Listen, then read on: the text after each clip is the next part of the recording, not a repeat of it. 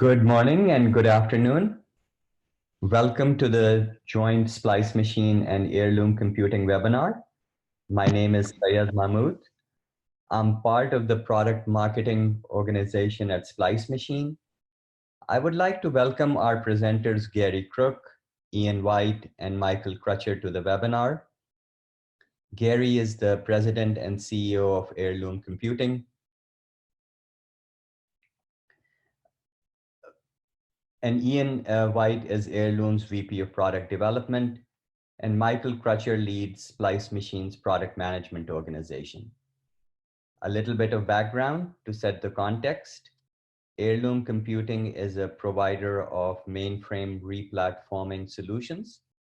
We'll hear from Gary and Ian how Heirloom automatically replatforms mainframe applications so that they can run on any cloud.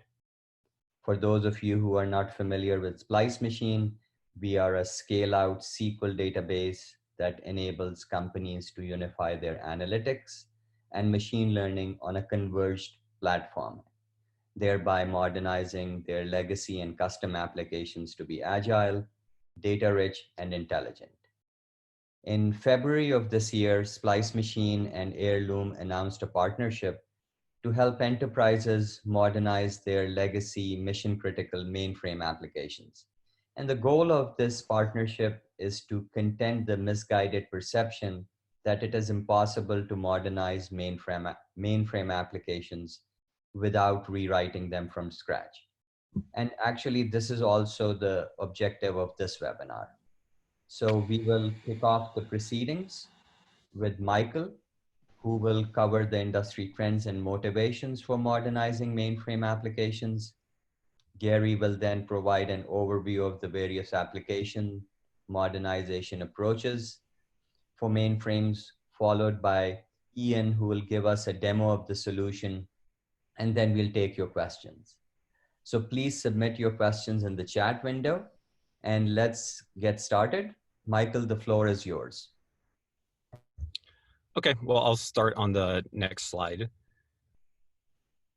And, as you can imagine, we're here to talk about mainframe application modernization.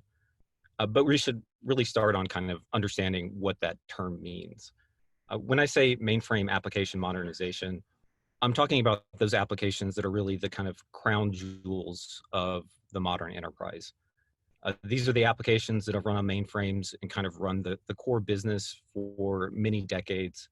They've had extreme investment. They've had a high proportion of the production load. And they've really been the embodiment of the core capabilities of enterprises. There's always been a perception that these are extremely difficult to migrate. And I think that's definitely been true in the past, but we're going to talk about some things today that we think can make it considerably easier. Companies are obviously interested in modernizing mainframe applications for a variety of reasons. The ones I have listed here are not comprehensive, but I think that they're pretty prototypical of what our customers say to us. They're looking for cost reduction. So obviously mainframes are expensive and are a lot of upfront capital expenditure. The licenses are expensive and the maintenance is expensive. So moving to something that's commodity-based immediately could provide some cost benefits. They also want to increase business agility. And what I mean here is basically the ability for the business to respond to new situations. If you have these kind of monolithical hardware, software solutions, that if things change significantly, it can be much more difficult to actually respond. And so things like containerization and the ability to scale out for new data loads, new data workloads, is something that can provide additional business agility. And probably most importantly, there are new capabilities that companies are looking to leverage that they just can't do on the legacy applications that they've built on these mainframes. And I'll talk about this a little more on the next slide. So here is just a graphic. I wouldn't say that this is like a scientific graph, but at Splice Machine, we believe that there is currently an AI disruption going on. And I think a lot of other people obviously believe that too.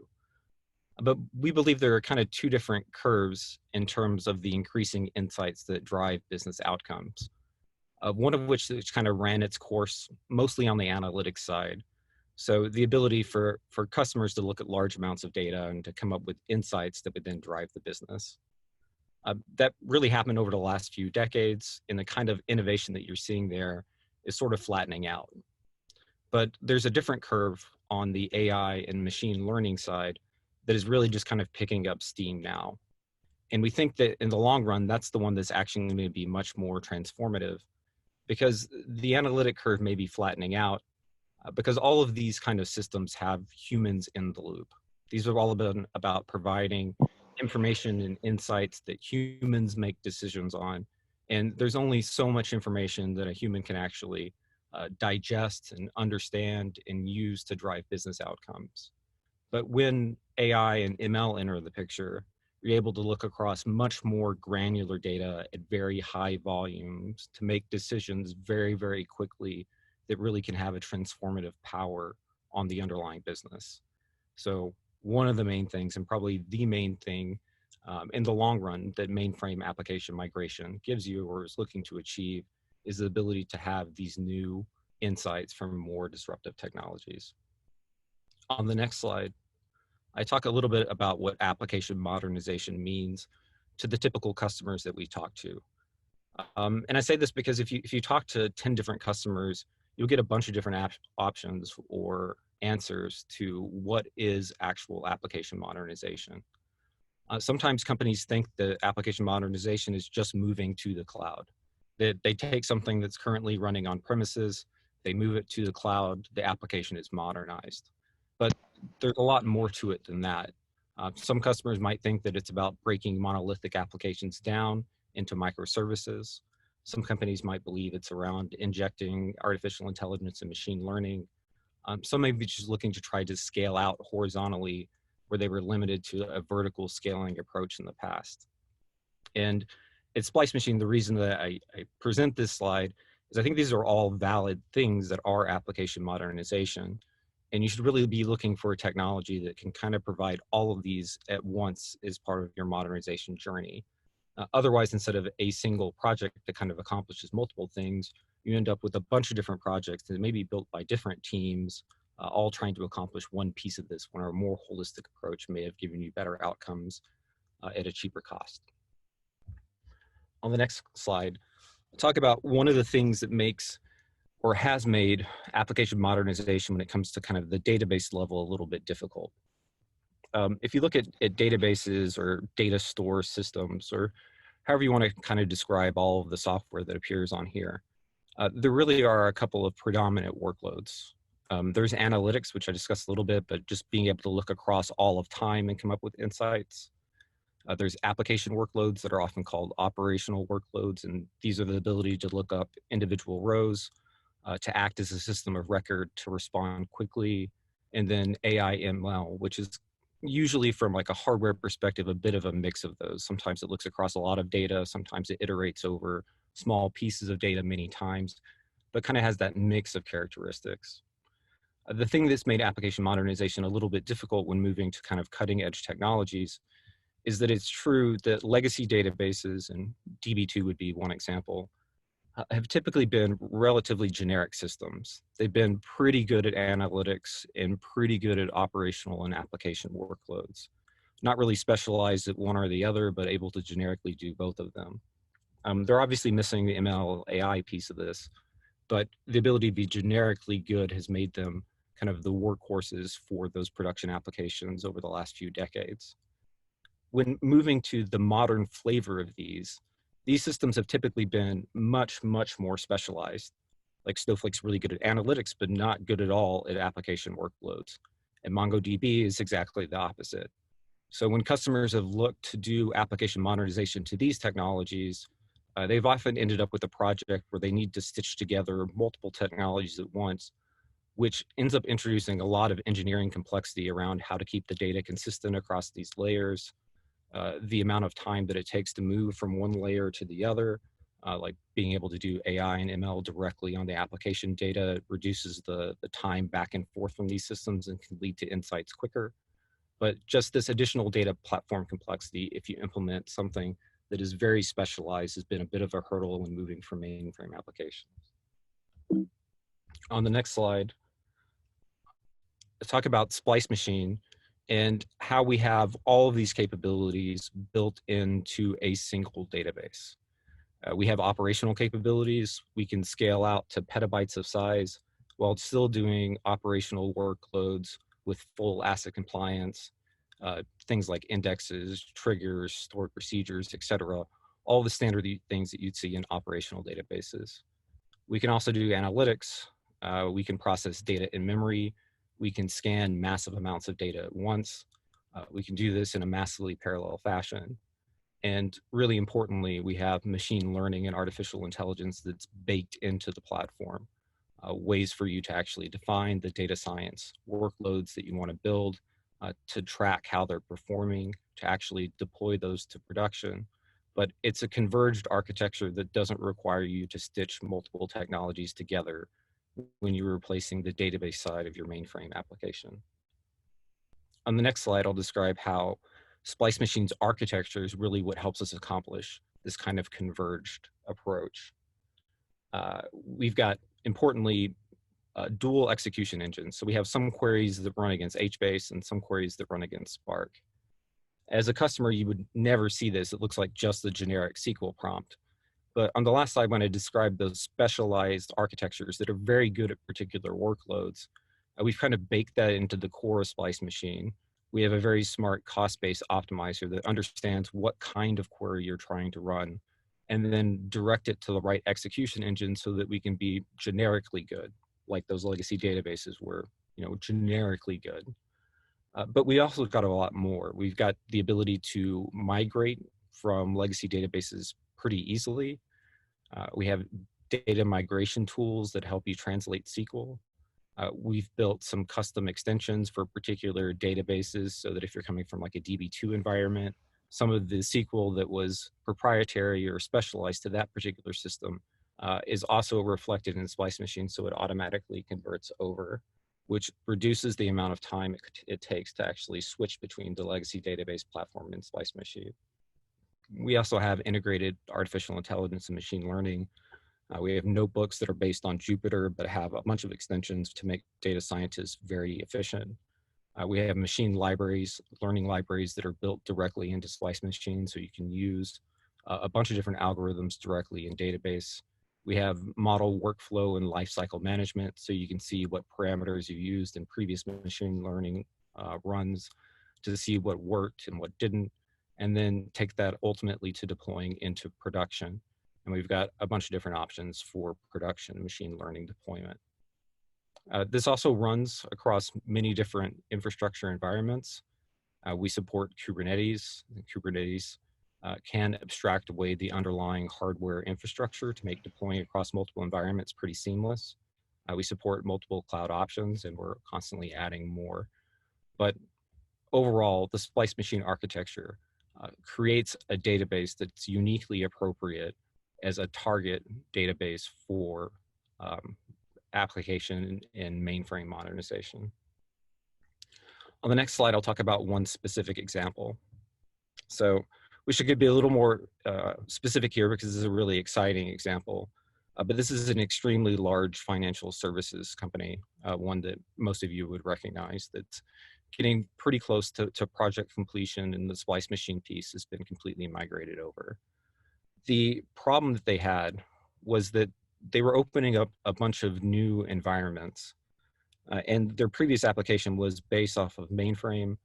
It was using COBOL, and it was using DB2.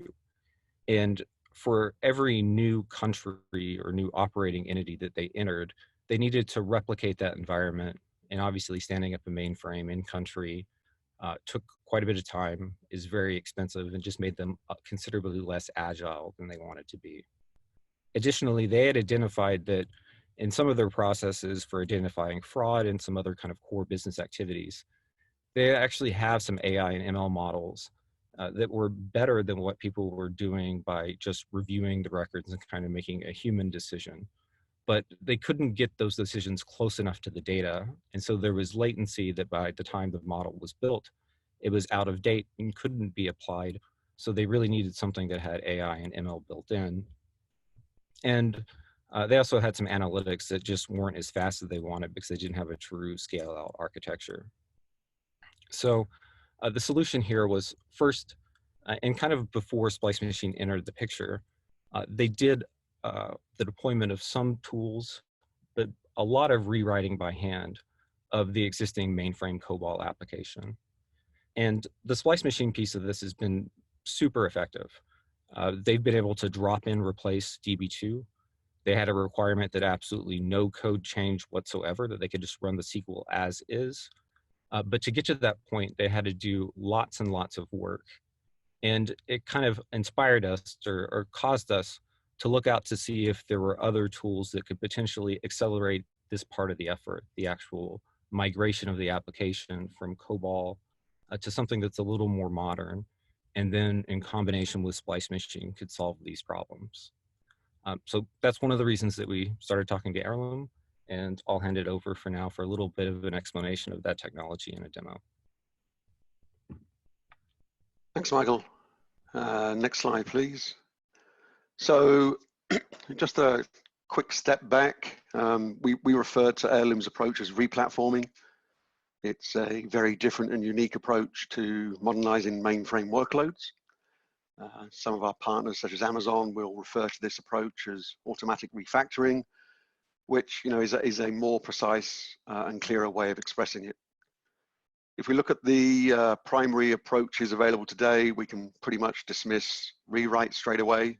There's very few, if any, now enterprises that are willing to kind of take on that level of risk. A case of lessons well learned. Re-engineering is essentially a tool-assisted approach to rewriting an application, usually via a process of analyzing the code to extract business rules into some abstract model, which is then used to generate a new application to a prescribed template.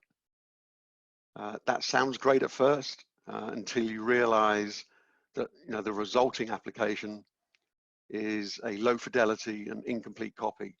And it's going to take several years of effort just to make that new application work as it did previously. Rehosting is an emulation-based approach that has its roots in client server from the early 90s. It delivers no strategic value. It's literally lift and shift. And all you've done is swap the hardware and retained all of the constraints of the original application. You've essentially made the leap from one black box to another. It's not dissimilar from running your old arcade games on a PC emulator. Replatforming, on the other hand, and as we will show you, is a very fast approach that's guaranteed to match the existing function and behavior of the original mainframe application and deploy it as a 100% cloud-native Java application.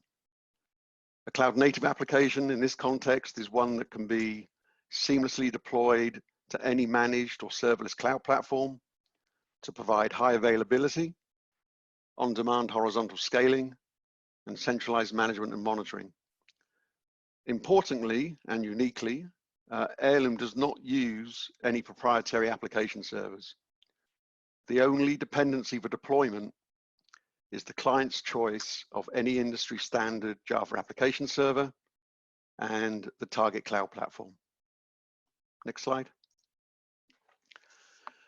So again, not only does Heirloom deliver on the table stakes requirement of retaining existing function and behavior, including business logic, user interfaces, data structures, security controls, etc. It also makes those applications instantly agile. So agile application development, we provide state-of-the-art tooling that allows you to exploit modern DevOps tool chains, and also ongoing application development in the original language or in Java or both, which means that you can make the best use of your existing resources. Agile deployment with a cloud-native deployment model that also automatically exposes all of the primary business rules as web services. So things like COBOL programs, PL1 procedures, kicks and IMS transactions, JCL jobs, these are all exposed via REST, which means they can then be easily consumed by other applications. And agile data. With automatic data migration tooling, your mainframe data sets are no longer isolated. they're now able to be consumed in intelligent ways by industry standard SQL JDBC connections to your Splice Machine data platform. So with Heirloom, you are modernizing the application, the data, and the deployment infrastructure to accelerate the delivery of new value streams into your business. Next slide, please. So just a little deeper dive on the technology front. And we're going to take a quick look at the Heirloom reference architecture slide. On the left, we have all the major components that make up a typical batch and online mainframe workload. And on the right, a modern open stack consisting of Java applications running on virtualized platforms and containers like Kubernetes and Docker, all hosted by a multitude of cloud platforms. The magic, if you will, is in the middle. So how do you automatically refactor complex logic, migrate mainframe data sets to a relational store without changing the application, and map concepts like JES, JCL, COBOL, vSAM into a modern architecture in a way that's low risk, consistent, and clean? And of course, no surprise, this is where Heirloom comes in. And as you can see on the slide, at least at a very high level, you can see how some of those subsystems start to map over with Heirloom. Essentially, the end state when replatforming with Heirloom is a Java application working directly against data in Splice Machine. Next slide. So a quick look at an actual case study. The client in this case study is a top 3 global insurance company, and they made a strategic decision to modernize their mainframe batch processing to use a data platform to provide business insights via analytics. The replatformed application was a large batch workload for processing policy plans across multiple geographic regions. And the data extracts produced from that batch processing were then fed into Splice Machine data platform for downstream processing and analysis by applications that delivered predictive insights into that data. Although cost savings weren't the primary driver here, the annual costs for running those batch processes off of the mainframe were reduced by more than 70%. And we will find that batch processing is a very common target for our clients starting their modernization journey. We're now going to show you a live real-time demo. In around 15 minutes, we're going to show you a mainframe application replatformed to Java in real time, operating against data migrated to Splice Machine, modernized with a new user interface, and we're also going to take a Kix transaction and isolate it to be delivered as a microservice. So Ian is Heirloom's VP of Engineering. And again, with that quick intro, I'm going to hand over to you, Ian. All right, thanks, Gary. So yeah, as Gary said, we've got a small CICS COBOL application that is loaded into our IDE. This is Eclipse. That's the IDE we operate under. So you can see we've got some COBOL source code here. If you guys recognize Kix code, you'll see, it's pretty standard Kix code. This is the editor that you get within Eclipse. So of course you've got syntax colorization, you've got IntelliSense support, everything you'd expect in a modern IDE.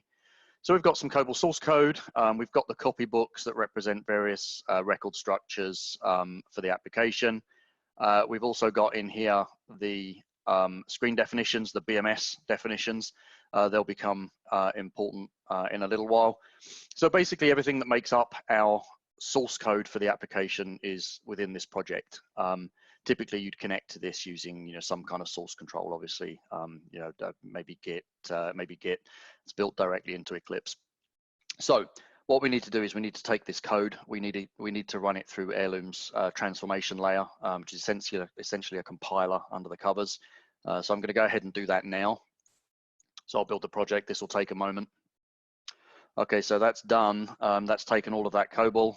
It's generated Java source code. The Java compiler has taken that source code and created class files for us. So we're actually able to deploy this application now. It's genuinely that quick. Now, CICS applications actually take a fair amount of configuration. So rather than mix that deployment configuration within the code project, we keep that separately in a separate deployment project. That deployment project is over here. So there's a few things in it. I'll go through them briefly for you. So there's a certain amount of CSS that allows us to control the look and feel of the application when it's deployed.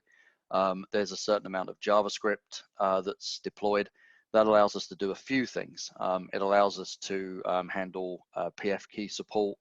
It allows us to do things like auto jumping between fields when they're filled, just like a 3270 emulator would. It also allows us to do things like numeric field checking. So if the attribute in the BMS is set to numeric only, rather than having to round trip to the server, we can actually check that on the client side. So we can offload a certain amount of server processing. There's an index HTML that just kind of gives us a landing page to start the application on. And then the main bulk of the deployment application is here in the deployment settings. So this is really where all the configuration of the CICS application itself is stored. So for example, the connection to the database, in this case, I'm connecting to a local Splice Machine instance. Things like resource access control mapping. So we automatically move RACF or top secret down to LDAP or Active Directory. If we're moving into an already defined corporate schema, then we can provide the mapping here between our defaults and those corporate schemas. So that happens automatically. Things like mapping programs to classes, things like mapping transactions to programs. Why is that important? We might have the program itself or an end user want to issue a specific transaction ID, so we know what program to execute. Things like the transient data queues or the JMS connections, everything that makes up the deployment environment for the application. So once these are all set up, we're actually ready to deploy the app. So I'm going to do this through our wizard today so that you can see what's going on. As Gary said, obviously we support any DevOps environment, and you would typically do this this compilation and this deployment through whatever DevOps chain that you use. But we're going to use the wizard today. So I'm running a local Tomcat server. I'm going to deploy this application directly to its web apps directory. So Tomcat will pick it up immediately and deploy it for us. I'm saving this as a standard Java war file. So I'm just going to hit finish on the wizard. This is going to take all of those classes that were built, all of the dependencies, so like the Splice Machine JDBC driver, for example, save them as a standard war file and deploy them to Tomcat. So I'll give Tomcat a moment to pick that deployment up. We'll jump back over, and here's my local Tomcat instance. So if I relist our applications, we should see that one we just deployed. There it is. So if I run this, this is that index page I talked about, just gives us a landing page for the app. So let's take a look at our kind of default out of the box day zero, if you like, view of the application. So I just want to make sure I've got proper database connection and everything. We're seeing some data here. So what you're seeing is the BMS for the application being turned into HTML5 on the fly, presented to the browser, which is obviously including the CSS, and that's why we're seeing this kind of green on black 3270 look. So out of the box, day zero, what you get is in effect 3270 in a browser. The application executes exactly as it did on the mainframe, including PF key support, etc., etc. Now, we generate that BMS into HTML on the fly. We don't have to do that. You can create it once, and then you can take that and the CSS and go work in your favorite HTML editor, and you can customize these screens individually, one at a time, an iterative approach using straight HTML. But rather than go through that, let's jump a step further forward and look at a more modernized interface for this application. So you may have noticed that there was a second link on this landing page over here. So EXTJS, if you're not familiar, is just a JavaScript framework. We're not tied to it. We could have used Angular 2 or any of the other frameworks, it doesn't matter. We use EXTJS because it's fast and easy to create new UIs. This took, I think it was a couple of hours. So we're seeing the exact same application being executed. We're just executing it using a new UI. So now we've got this much richer, much more web-like sortable table of information. We can bring up a particular user with their information broken out, and of course, because we're in the brave new web world, we can take things like the address and feed it directly into Google Maps and get a live view of that customer information. Now, what's happening here? So this UI is simply calling those same transactions that we saw before, but it's calling them through REST. As Gary mentioned, we automatically expose things like transactions as REST services. So that's all this UI is doing. It's saying, okay, give me that particular transaction. I want the data back in JSON. Here's the JSON that we're seeing. And the UI will simply process it itself. So no underlying code changes to make this much richer UI happen. So let's take this an extra step further. Let me jump back to the IDE. And let's say we want to isolate a particular piece of business logic and turn it into a service. So let me put the code and we'll go look at this redact fill function. This actually is a simple function. It just reads the account information from the database for us. So I'm going to use our facade factory. You could do all this coding by hand if you wanted to. This is simply Java code. I'm going to use our facade factory right now. So I'm going to create a new class called getAccount. And I'm going to tell it that I want to pass in the account number. And what I want out is, in fact, the I want the balance, I want the limit, and I want the telephone number, which is up here somewhere. Okay, so and this is going to create me a new class. I've already got one, I'll override it. I'm not going to override the properties because they're set up to talk to Splice Machine already. And what we end up with is effectively some boilerplate code, right? This is plain Java code. All it's doing is it's wrapping our particular CICS paragraph under the covers and allowing us to pass inputs and retrieve outputs. What's more interesting than this boilerplate code is the test code that can now be run against it. So if I bring that test code up, you can see basically it's these 4 lines here. We can create a new instance of our facade, we can pass it some parameters, we can invoke it, and then we can get the outputs. The rest of this is just me making it look pretty. So I can run this as standard Java code. And what we'll see is we'll see in red the original CICS code executing, and then in black my kind of pretty output. So that's pretty interesting. We can write it by hand. We can use our facade generator, but we can effectively wrap complex Kix business logic with a new pure Java facade. So let's take this to its kind of ultimate destination. We can take those 4 lines of code, these 4 lines of code here, and we can add them to an Amazon Lambda function. So Lambda, if you're unfamiliar with Amazon services, that's their serverless compute environment. Scales effectively infinitely, built by the microsecond or managed by Amazon. So we can take their Hello World application, we can add our 4 lines of code, and we can create a new Amazon Lambda function, which is what we've got here. Now, as by its name, you might have guessed what this does. This is purely a function that responds to Amazon Alexa requests. Now, I don't have an Alexa device in front of me, but I do have their test environment that we can use. So I'm just going to change my sound output so that you're able to hear it. So let's jump over to their test environment. And again, this is essentially their Hello World application. We've added a single intent to it, which will allow us to call our function. And as I said, they have a full test bed here, so we can test it within the web page. Okay, so here we go. Open account demo.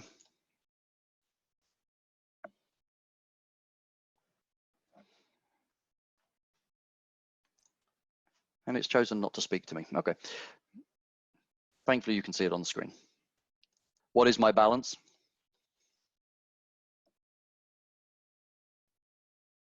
Okay.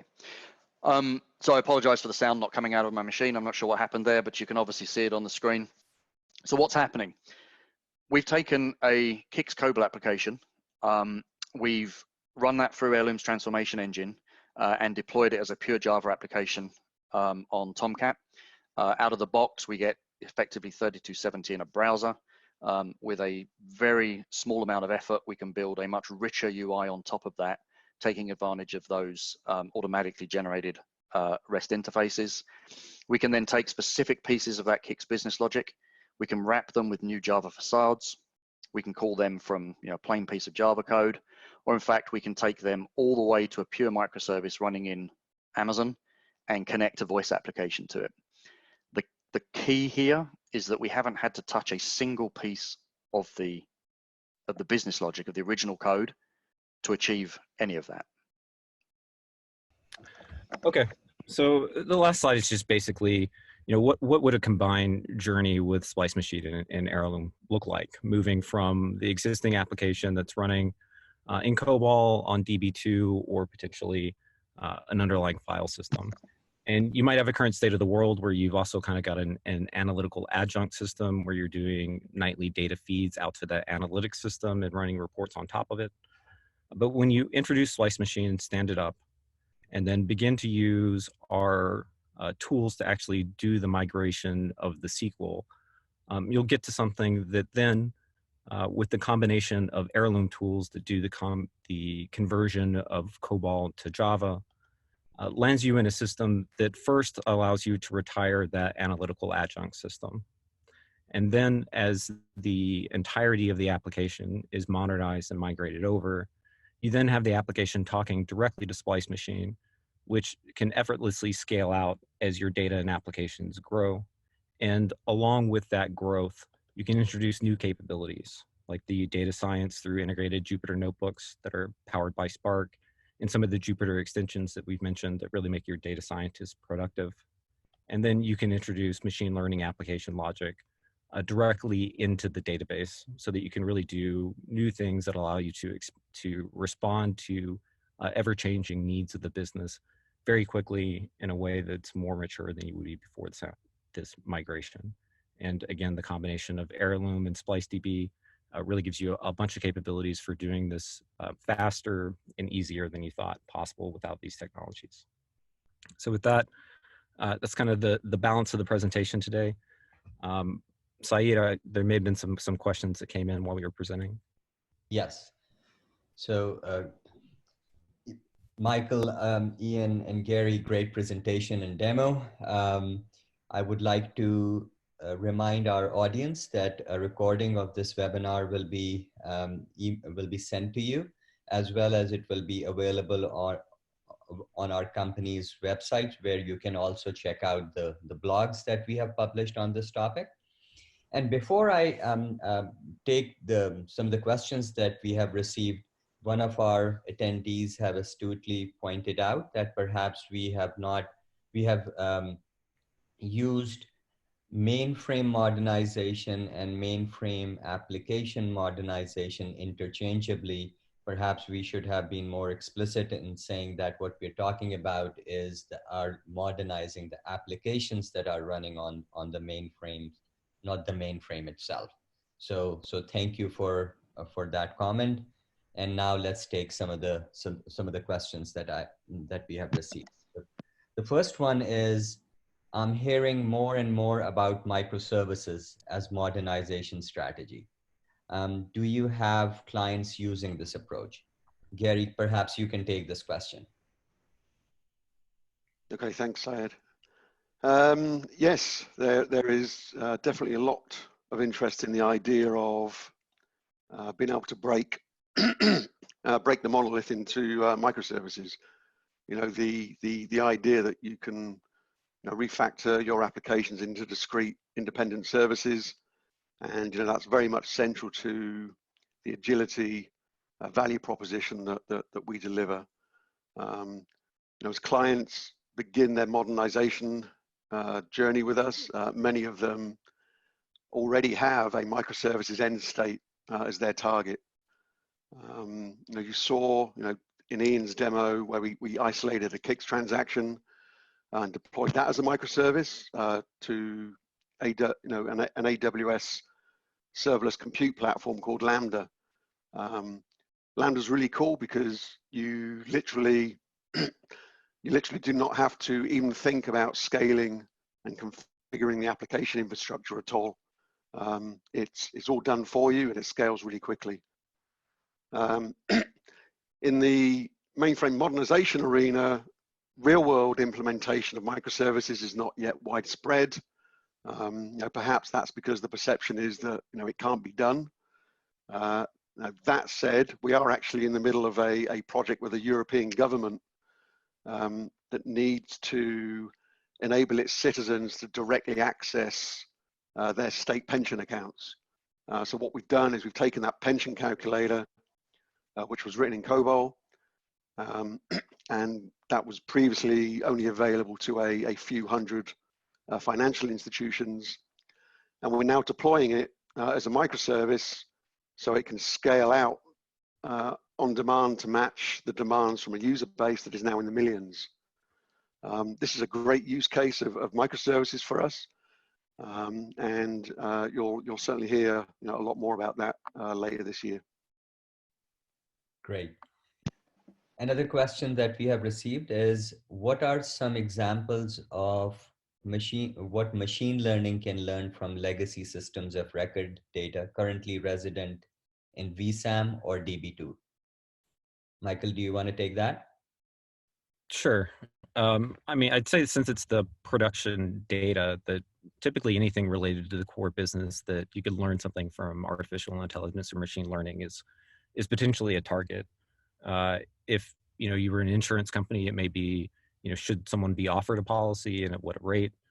If you're a credit card company, it could be like, did this series of transactions potentially indicate that something fraudulent happened?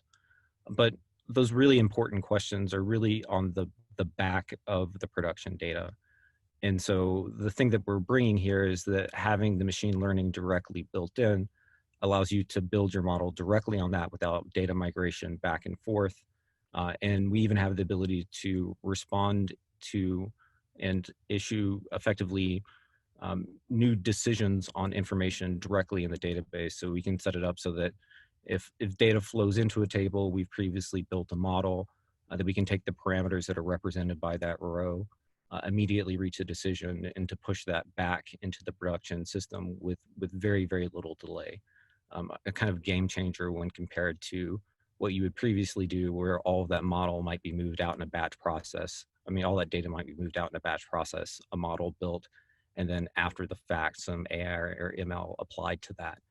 It's really kind of the connection of that full life cycle in a single place on the production data that allows you to get insights very quickly.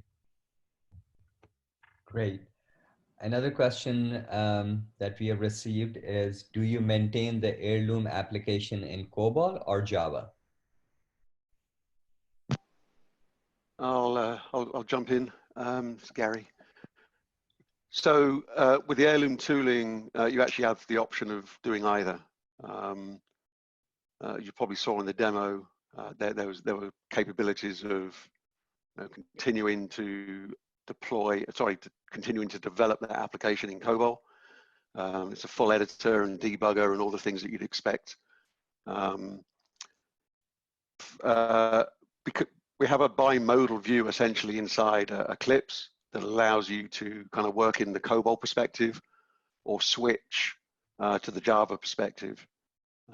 So again, there's that capability of being able to continue with the original host language or in Java or both.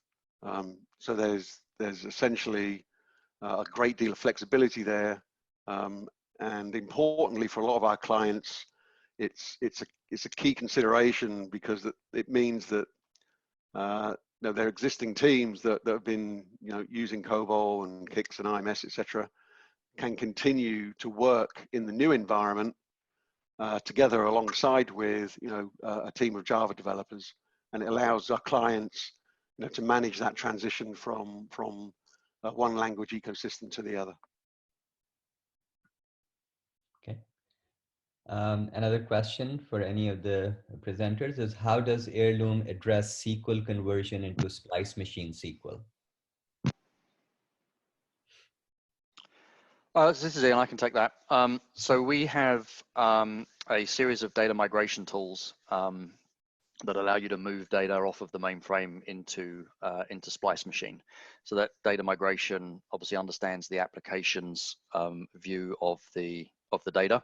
So we're able to handle things like comp3 or packed decimal fields. We're able to move EBCDIC to ASCII if needed. So actually the SQL to SQL is reasonably simple. What that data migration tool really shines at is the ability to move things like VSAM into Splice as well, allowing you to get access to those, those kind of previously siloed files on the mainframe and move that data across as well. that's the migration side. Our data transparency layer in our framework allows the code to continue to think and act like it's accessing files. And under the covers, we will turn that into JDBC's calls to Splice.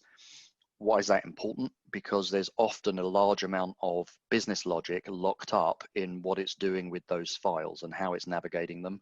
So rather than run the risk of having to change all of that logic on day zero, our transparency layer removes all of that risk. The code executes as it's thinking about files. And as I said, under the covers, we move that into a JDBC call to Splice.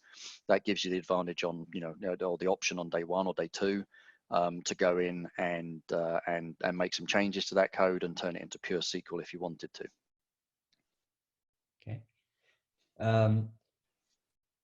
Another question is, do you also support conversion of IMSDB to Splice Machine SQL?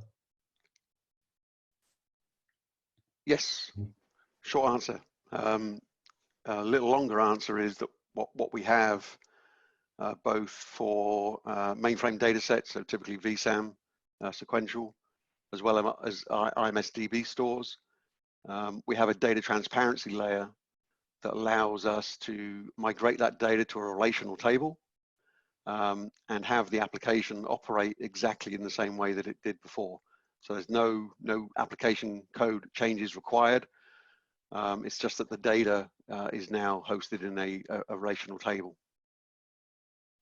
Okay, one of our attendees asked, how human readable or understandable and maintainable is the Heirloom generated Java? So the output that we produce is the result of a compiler process. And the reason that we use a compiler-based approach is to ensure speed and accuracy and all the other things that you'd expect from a compiler in terms of dead code elimination and optimization. The very simple level, the code that we produce, you can think about it like a COBOL program becomes a Java class, a COBOL paragraph, a COBOL paragraph, or indeed a PL1 procedure becomes a Java method. So the Java program itself pretty much follows the same kind of business logic flow that was in the original application. And that, again, that's essential if you're going to produce results that are accurate. But it does take advantage of some of the more basic capabilities of the Java platform and the Java language. So it's certainly not a one-to-one, line-by-line translator. It's a lot more intelligent than that. It does produce Java programs that a Java programmer would understand, but also, again, it's a faithful representation of that original COBOL or PL1 program. Okay, one of our attendees asked, how are the JCL and batch processing handled? Is there any scheduler available to run the batch jobs like these? Go on, Ian. Yeah, so we have a full batch replacement. It's effectively a JCL system written as again, a Java applet, so it runs under any application server. It's REST enabled, which means any current scheduler can talk to it either natively through its own REST services or through a small script that can make REST calls for it. There's two key pieces here for that. Number one, is that it understands a Sysplex-like environment. It's fully scalable, so you can break jobs across nodes. You can run multiple nodes of the batch processes. But more importantly, it also has a full JCL parser built in. So there's no rewriting of JCL into, let's say, shell scripts. I'd actually contend there's as much application logic tied up in JCL as there is in COBOL or PL1.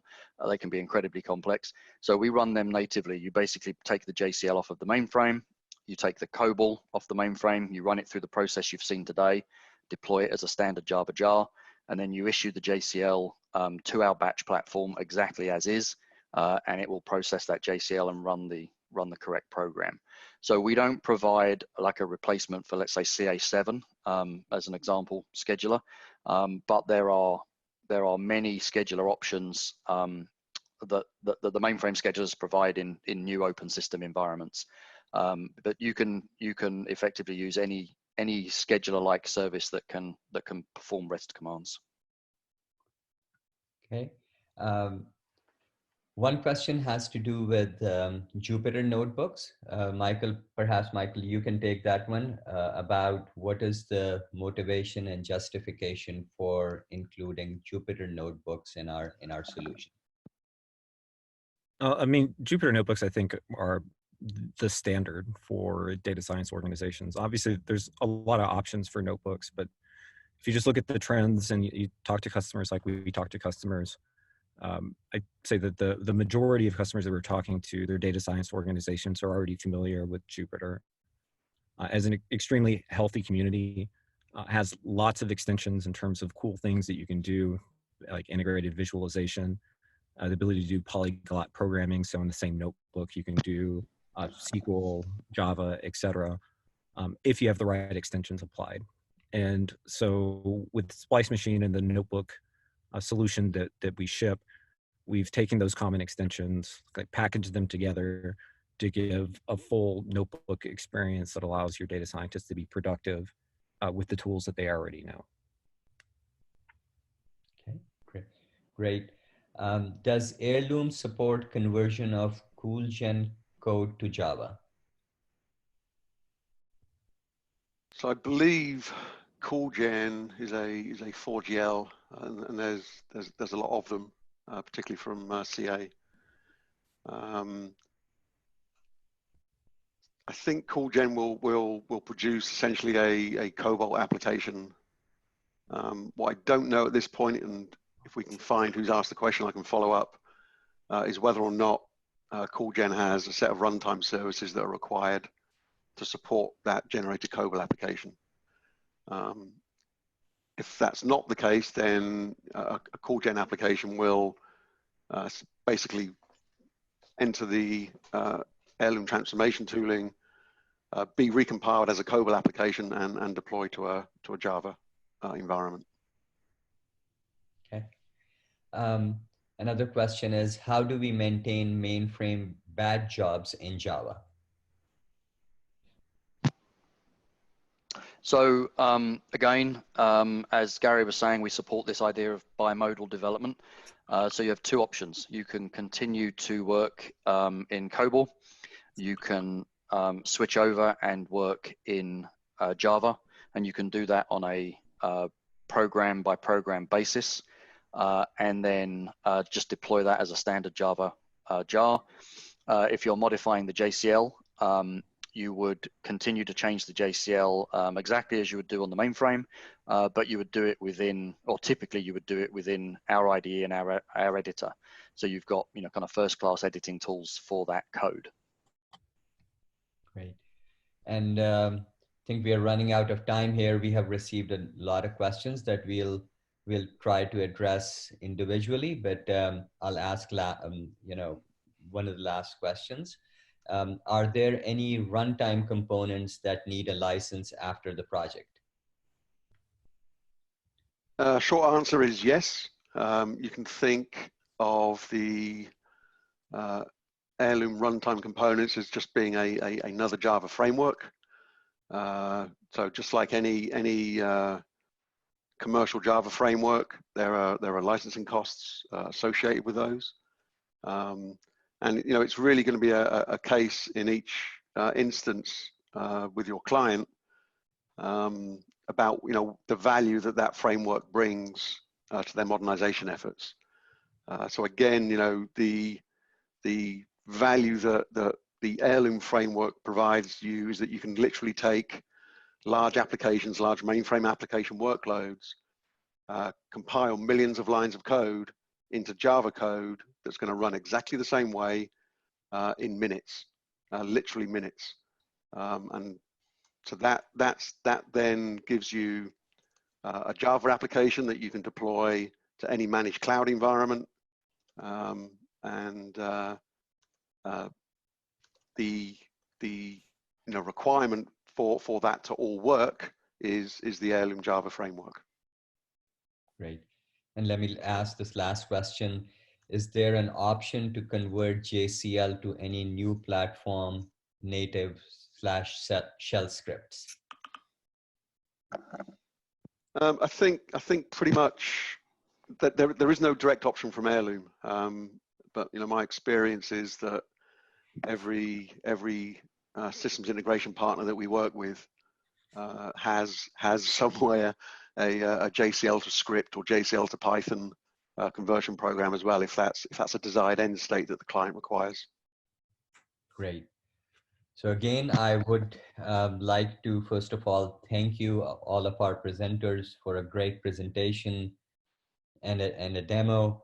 Again, a reminder that a recording of this presentation will be sent to your email, as well as it will be available on our company's website. And you can also check out various blogs that we have published on this topic. So with that, I would like to go ahead and close this webinar. Would like to thank you for your time and have a great day. Thank you.